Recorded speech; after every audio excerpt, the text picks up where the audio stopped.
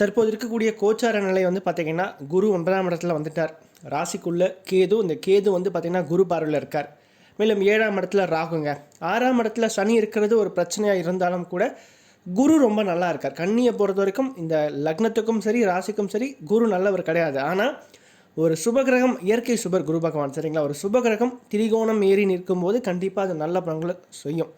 மூணவர்களையும் அதுதான் சொல்லியிருக்கு. ஸோ அப்படி இருக்கின்ற வகையில் 9ஆம் இடத்துல வரக்கூடிய குரு, ஏன்னா ஓடி போனவனுக்கு 9ல் குருன்னு சொல்லுவாங்க. அது என்னென்னா, ஒருத்தன் வந்து ஒரு தப்பே பண்ணாலும் கூட 9ஆம் இடத்துல குரு இருக்கும்போது அவன் தன் தப்பில் மாட்டவே மாட்டான். அதுதான் அந்த ஸ்பெஷாலிட்டியே. ஸோ அப்படி இருக்கும்போது இந்த காலகட்டம் பார்த்திங்கன்னா கன்னியா ராசிக்காரங்களுக்கு வாழ்க்கையில் நிறைய நல்ல விஷயங்களை கொடுக்க போது. நீங்கள் பட்ட கஷ்டத்துக்கு இனி வரும் காலகட்டம் பதில் சொல்ல போகுது அப்படின்னு சொல்லலாம். குறிப்பாக மனசில் இருந்து வந்த ஒரு விரக்தி, எதுலேயுமே ஒரு பிடிமானம் இல்லாத தன்மை, தேவையில்லாத வீண் பயம், வீண் குழப்பங்கள் கண்டிப்பாக விலகும்.